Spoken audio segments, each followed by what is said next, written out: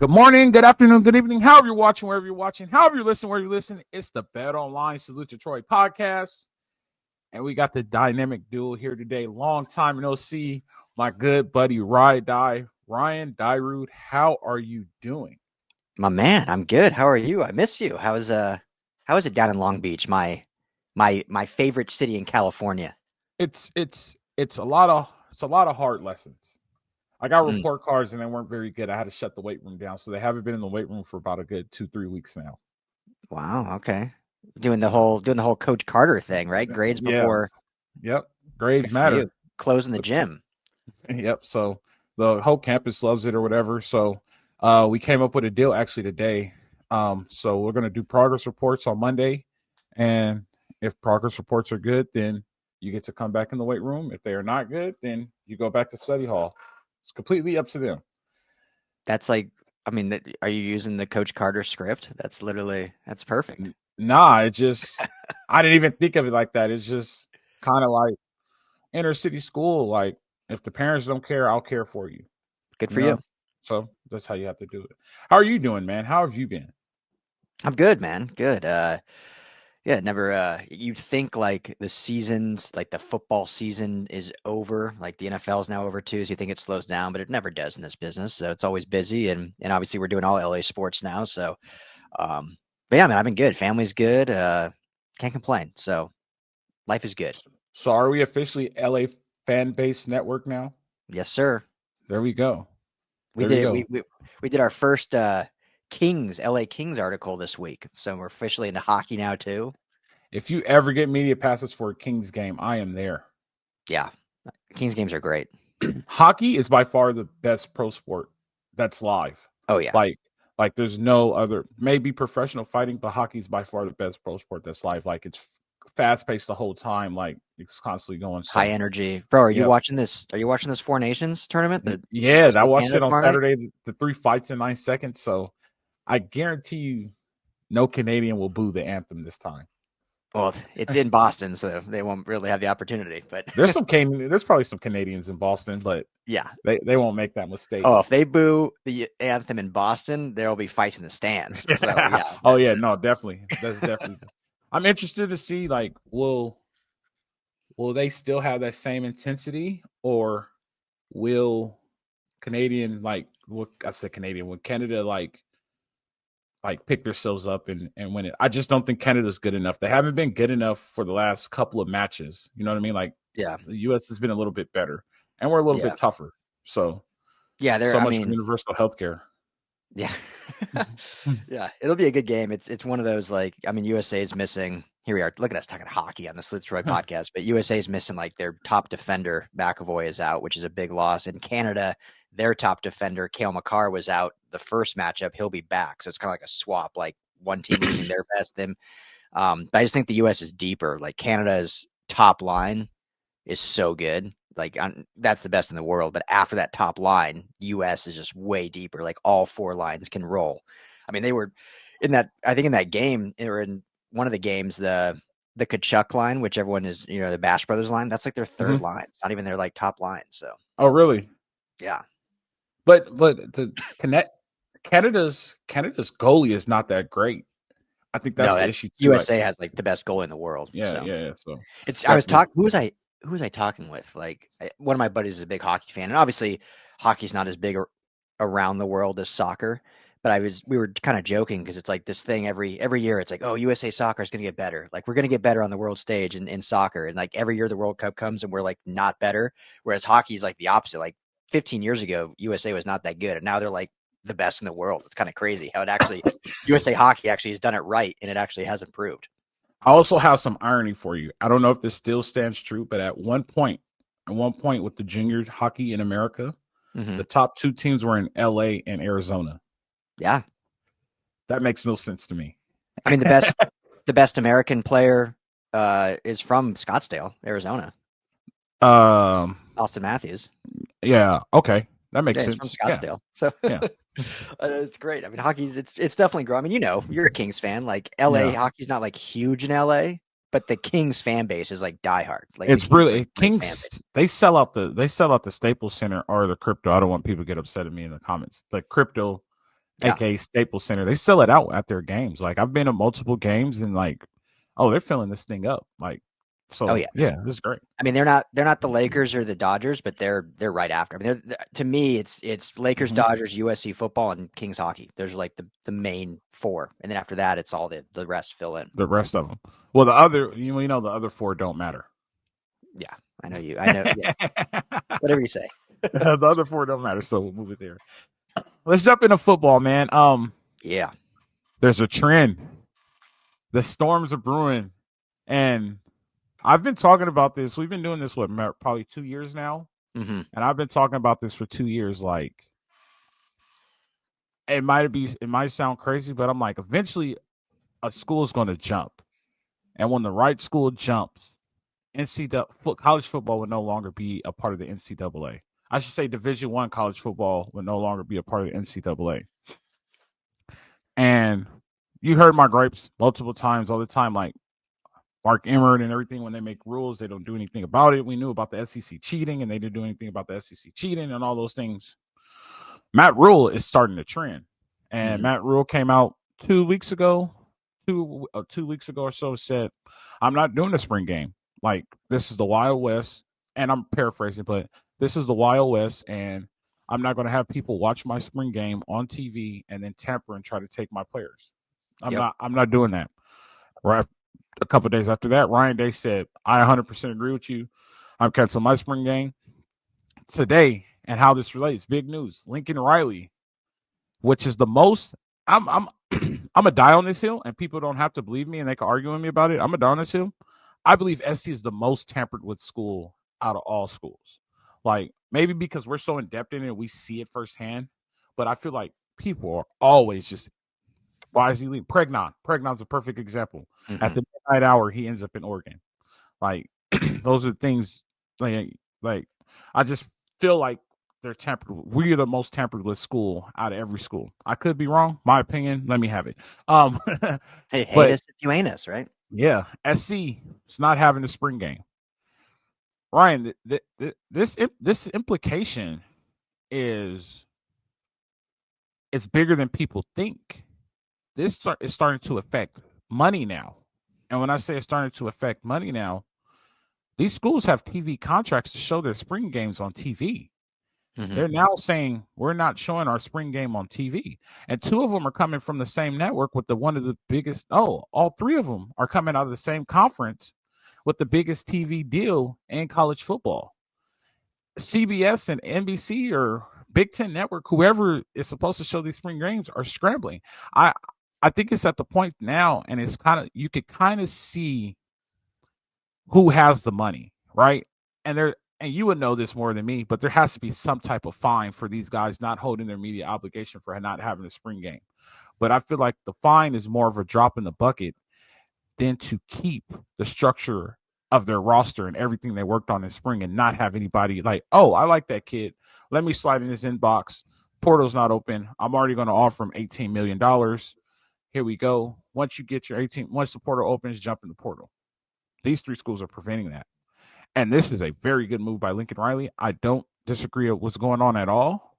And I would not be surprised if this list grows over the next couple of weeks into the 20s and 30s. What do you think, Ryan? Yeah, no, well said. I agree. You know, it's a bummer for fans, obviously. Like, if this is the first time fans can see the team, because obviously practices are closed. So, you know, it's a bummer for that. And it's a fun day at the Collie to hang out. But in terms of just roster construction, building the program, it's the right decision. Absolutely. Everything you said, I don't need to repeat too much, but yeah, I mean, it's essentially, for those that aren't like thinking this way, it's essentially a free film session for the other 300 schools around the country to say, oh, look at that freshman that's not going to play at USC, but he's playing in the spring game. And like last year, for example, Marcellus Williams, right? This great recruit out of Bosco, true freshman last year, has an interception in the spring game, looks great. There's a lot of hype. We're all in the media asking, like, he's going to get some reps as a true freshman. Really showed out in the spring game, made a name for himself. The team knew, like, okay, this is a freshman. We're going to bring him up slowly. We have some of these older guys who are going to play above him. Teams are going to see that and be like, oh, we're going to go and try to get this Marcellus kid. Like, hey, you come here right now. You'll start for us day one, and we'll pay you this. So it's definitely, I think, a smart move to get rid of that. Just having that. I mean, college football is kind of the last sport, if you will, that you can in some ways hide players in a way. Now with NIL, obviously, it's different because agents can reach out elsewhere and be like, hey, my guy's not getting playing time. What would you pay for him to come play? But you can hide kind of the tape and the film without getting guys out there. So I think getting rid of the spring game is, it's unfortunate for fans, but it's smart by Lincoln Riley and the staff to do this. And, it's a glorified fan fest, essentially. Like, it doesn't really do a whole lot for the program when they can do that all on their own anyway without fans there. Hey, what's going on, family? Got to quickly tell you about our friends over at Underdog Fantasy, new sponsor and friend of the show. One of the most fun games out there, fantasy games you can do in the industry today. Super easy to do. Go to the App Store or go to UnderdogFantasy.com. Download today. Use our promo code LAFB, or you can just click the link in the description wherever you are watching. That promo code is going to give the new user that you have just become a free pick, one free pick, and up to $1,000 in bonus cash. That's free money. Up to $1,000 in bonus cash. Why would you not want to do that for a simple deposit? Just make sure to use that promo code LAFB or click the link below. The game is super easy. It's super fun. Pick 2 to 8 players in a game. Go ahead and go with the higher or lower, whether they're going to have more passing yards, touchdowns, receiving yards, rushing yards, any of that. It's a lot of fun, and just choose higher or lower. That's easy with the opportunity to win. So go to Underdog Fantasy today. Promo code LAFB gets you a free entry and up to $1,000 bonus cash.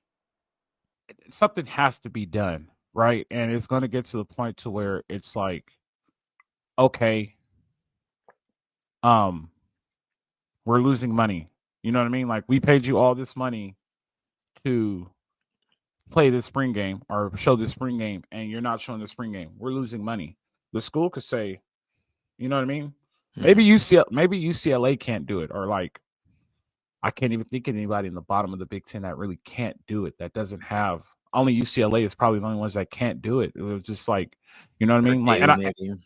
Purdue's actually pretty well funded. They're a big time engineering school. Yeah, that's true. I was trying to think too. I'm like, Northwestern. No, that's a pretty well funded school. Yeah, that's what I'm saying. Like, and I'm not being rivalry to UCLA. The rivalry hate. We just know the financial situation. Yeah, we know their deficit. Yeah.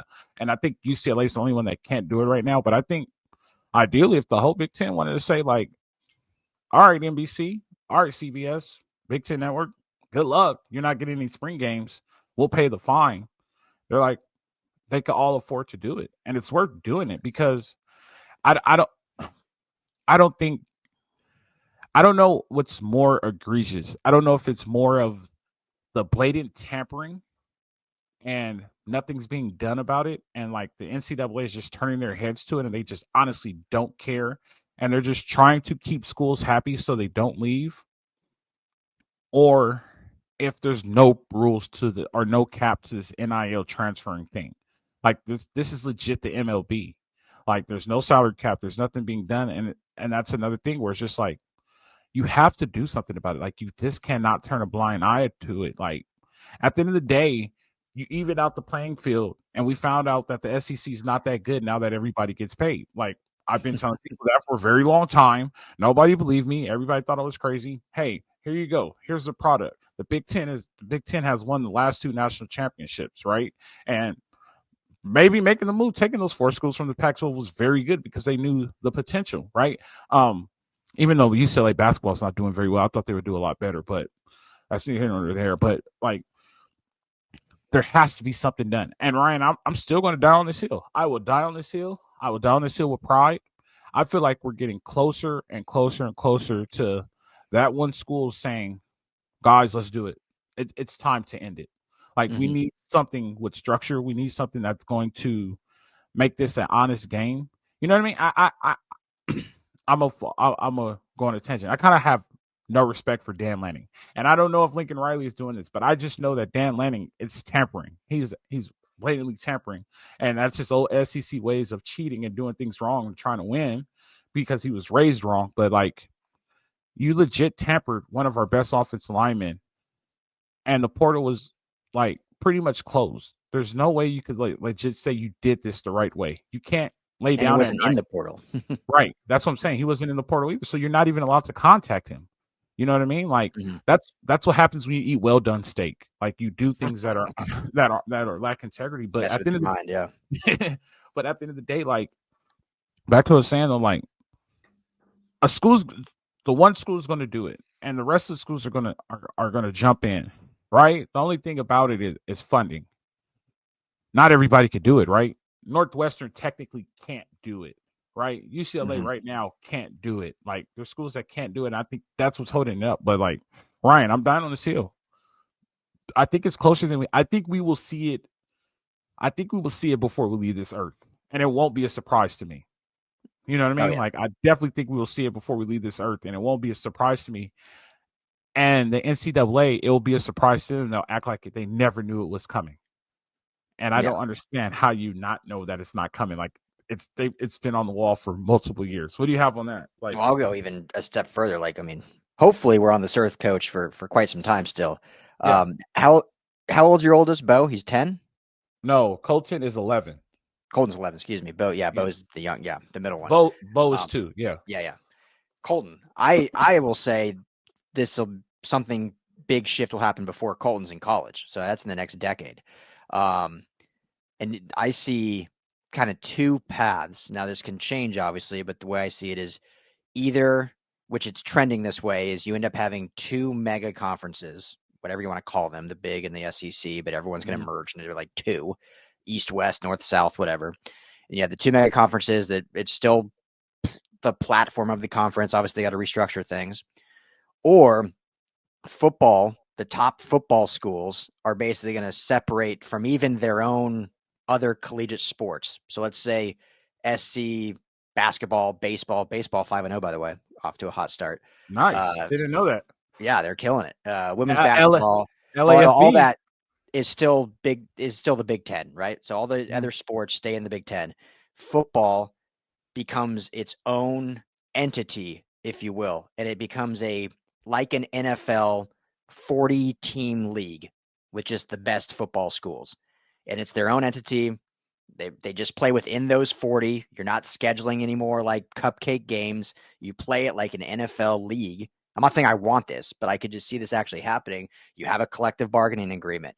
You end up having some kind of salary cap. I mean, it's essentially a professional league similar to the NFL, but it's like the step below preparing for the NFL and whatnot. So those are the two kind of paths I see, is either two super conferences that the format's still similar, but you just have two conferences versus 5, or just a literally college football league that is just within 30 to 40 teams and platform just like the NFL. You have 16 teams make the playoffs at the end of the year and go on and have a national championship, but it's not based on conference or strength of schedule or whatever. It's purely just based on your record out of the 10, 12 game season you play at the end of the year.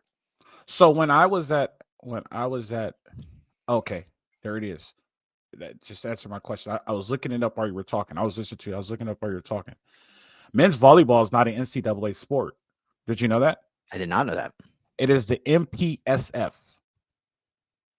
Really? I don't know. Yeah, all of collegiate men's volleyball? All of collegiate men's volleyball is the MPSF. And it was like that when I was there because I had a class with a volleyball player, and he was the one that told me, like, no, like it's not. We're not an NCAA sport. We still have to follow the NCAA rules, but we're not an NCAA sport. So you still have to be eligible and everything. You still have to go to the clearinghouse in order to get all this stuff. And NCAA somehow put their hand in there some way to make it happen. But men's volleyball is not NCAA. You don't win an NCAA national championship. You win the MPSF national championship. There's still all the same conferences and everything. Crew used to be that way too. But I just looked at Crew, and Crew was Crew's now. Yeah, I could be wrong. Hold on, let me look one more time because it was just the Big Ten championship. Interesting. So I mean, that's what football could do basically, is stay within the NCAA, but also be its own entity. Correct. Yeah. Yeah. The NCAA will try to put their hand in there somehow. They're greedy. You know what I mean? But I will say this. The TV deals will be absurd. Yeah. absurd. Like, you don't have to pay the NCAA, and it just goes straight to the school or goes straight to the conference. It'll be some absurd TV deals. Well, The and question, the fact that you can go straight, like you said, to the school and conference, but then like think of that week in October when it was like Penn State, USC, Oregon, Ohio State, like whatever the matchups were. That'd be every week. You'd never have these Alabama, Western Kentucky games. Like it always would be a premier matchup every single week between every team because it'd be like the NFL. well, I don't think so, and I think that's what's holding it up. I think what's holding it up is the SEC still wants those games. No, of course. They still believe that they're the strongest conference. They still believe that they're the best, and their schedule is tougher than everybody else's, and this and that. In basketball, right now, 100% true. In baseball, they'll always be the best baseball conference because all of our kids out of high school get drafted to the pro. Right? Florida, Arizona, California, Texas. If you're good in baseball in high school, you get drafted to the pros. Well, Texas is an SEC school now, but like, but like the Carolina regions and all those regions, like that particular region right there, all those kids don't get drafted. They're not good enough, so they go to college, and they're very good college kids, and they do get drafted out of college, and some of them do go on. But like, if we hear about the top prospect in California, we know he's going to the MLB. Like, we know he's talking draft. Like, it's only getting the money. So like, I think it's going to take some time for the SEC to be like, yeah, we're not that good, but we're still competitive. We might as well join, and we might as well start making a tougher schedule, right? So, perfect example, Alabama playing Texas at Texas. The first time they played at Texas, played a road non-conference game in like almost 15, 20 years, they lose. Like, there's certain things like they're hiding behind, and we're going to get to a point where they can't hide behind it anymore, especially with this new playoff, and especially once they expand it to 16, right? They're going to 16 in 2 years or whatever. I don't know if there's anything official. Everyone's saying it'll happen, but I don't know if anything's official yet. Yeah, maybe. But we could talk about that one day as well too, because I figured out what's the difference between 1AA and Division 1. And the reason why it works in 1AA, there's no conference championships. Yeah. So that's another thing. But yeah. Yeah, exactly. The whole goal is to make the NCAA realize that they made a mistake and that there's a lot of cheating out there, and the football game is really tainted right now. And you need to find a way to fix it, because now the networks are going to get upset with you, because all the networks wants the bowl game and the national championships and those type of things. And they're not going to give it to you if your product is not great. Right? Yeah. So unless you're NBC and you make the mistake and spend billions of dollars on the NBA with low ratings. So, that's definitely thing. You got anything else on there, Ryan? Well, I think it also shows in an extent that the NCAA is just losing power every day. And, 20 years ago, right, they put these sanctions on USC for Reggie Bush, and it like kills USC for a decade plus, essentially. And not saying they can't still do like sanctions and whatnot, and there's still some parameters, but overall, I mean, with this NIL era, I don't even think they know what all the rules are. And this whole spring game thing that these three schools and now USC has done is also just showing that the schools are taking the power back and basically like, we're going to do what we want. Like, the NCAA has no real power. Like, NIL runs this now. It's the Wild West. No one really knows what's going on. So we're going to do what's best for our program. And the fact that even all these coaches are talking about, like, some of these rivalry games might die because we're just trying to get to the playoff. Like, at the end of the day, we need to make a schedule against the playoff. And so they're doing what's best for their program and basically showing that the NCAA is just losing power by the day, which in reality is a good thing.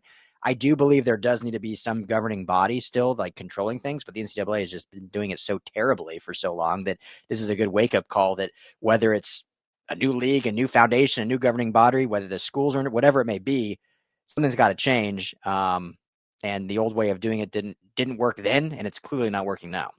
It's better to take criticism and think about it and come up with a good idea than to make a knee-jerk reaction and make a bigger mess. You know what I mean? And they Yep. made a knee-jerk reaction and made a very big mess. The best way I could say it is our government out here makes a lot of, in California where we are, they make a lot of knee-jerk reactions and don't realize the consequences. And then all of a sudden they're like, oh, no, we should fix that. How do we fix it now? It's going to cost more money. Like, you guys didn't think about this. You guys just wanted to change, made the change.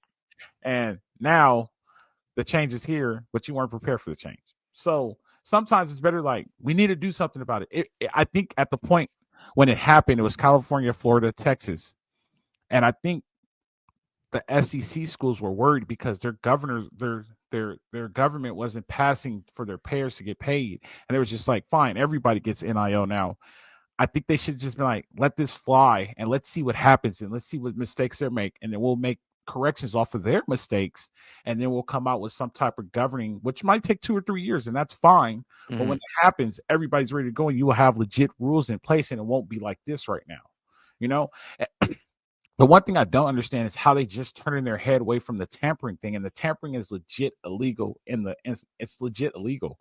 And the only thing about tampering is you can't prove it. Right? Like, let's use Pregnon again, for example. Pregnon's not going to turn his phone over. You know what I mean? Or Dan Landy's not going to turn his phone over, so you can't prove it. But, like, come on, dude. We know you weren't in the portal. It was 11:59. You entered the portal, and you signed an NIL to Oregon. Come on, dude.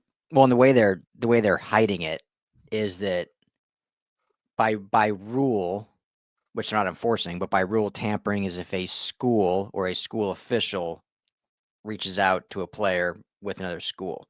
So the way that they're framing it basically is like, I'm just using as an example, Dan Lanning hits up an agent and says, hey, we'll give Pregnon this, go tell him.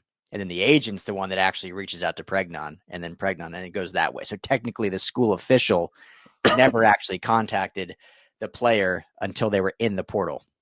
Yeah. There's something that needs, it is tampering, but there's something to be done. There's something that needs to be done though, because it is a lack of integrity. I still think it's a lack of integrity. Like, that's a lack of integrity. Like, I mean, as coach, the NFL, if you're an agent in the NFL and you tamper, you could be disbarred and not be an agent anymore. If you're doing it it with a fat fine if you're the team. Days, yeah. And teams can lose draft picks. Like, it's a serious thing. So that's crazy. No, I'm with you. They need to do something about it. I don't know what they're going to do about it. I don't even think they know. I legit think that the NCAA is just an empty building somewhere, and they just hire an actor to show up when it's they like need the Pac-12 building in San Francisco now. Yeah, apparently it's still there, and they're still using it. Like the Pac-12 still using it? What? All 4 of them are just like in this giant, beautiful building downtown. Well, it's more than 4 now. Yeah, now it's like 6. I'm kidding. I know they're ready. I know they're back in a way. No, I think it is only like 6. And then Nevada, UNLV and Reno is very upset, by the way, because they thought they were going to get the invite, and they invited somebody across the country and not them. They thought the invite was coming, and they didn't come. UNLV, you said, or Nevada? Yeah, UNLV. Both of them. They thought the invite was coming. When the first invites came, refresh my memory. Was it like San Diego State and like the top Mountain West schools, right? I'm trying to remember. I know it's Boise State, Colorado State, and San Diego State. Is Fresno one of them too? I don't think Fresno is one of them, but San Jose. Now I can't remember who all it is. But the Nevada schools thought they were next, and and they didn't get it, and they're like, all right, so it's Boise State, Colorado State, Fresno State, San Diego State, and then Utah State, Oregon State, Washington State, and then Gonzaga. For you know who else? But football. You know who else is in it too? You know who they invited? That's who it was. They invited NIU. Northern Illinois? Or Northern Iowa? Northern Illinois. Really? Yeah. Yeah. So that won't be good to watch for the next couple of years. I mean, we're off topic now and we can just wrap up here, but I don't understand why they wouldn't just talk to the Mountain West and say, hey, we have more staying powers of Pac-12. Like, just every Mountain West team become Pac-12 and join Washington State, Oregon State, plus the Mountain West. Like, now the Mountain West is like adding like Sun Belt schools or whatever. Like, it's just the whole thing's just so weird. So in conclusion, pride, man, it's all pride. Like, who cares? But this is just the blow up from the NCAA, though. Like, people need more money for NIL to pay their players. You know what I mean? Well, NIL isn't players. They actually need that money for that lawsuit that's coming out, which I'm really upset that we weren't involved in it. They cut it off at like such a short time. Like, what about the people? Like, how do I not get any money off that? But yeah, it's just all the fact that there's no control of the NCAA right now. We need to control the NCAA. That's my conclusion, and they need to figure it out before the NCAA is gone for football. It's gonna be gone. Yeah, I agree. Definitely. Ryan, we put a good one together today, buddy. I appreciate you. You know how we do. Until next time, keep working, bro. Ryan, just in case you guys didn't know, Ryan Dyroot is pumping out articles from all over. Like he said, hockey. He threw a baseball one out. Did you throw Angels out? And I was going to text you. You didn't put an Angels one out, did you? We've done like 1 or 2 Angels ones. Stop doing that. We did like 5 Dodgers ones today. So it's all Yes. Angels are not in LA. Yeah. They're not even in LA County. They're just borrowing the name. It's still weird to me that they go by LA. It's still weird to me. Yeah, so definitely. Good deal, Ryan, man. Until next time, it's always a pleasure. Always a pleasure, friends. Thanks you guys for joining. You guys know how it goes. Live free. Fight on.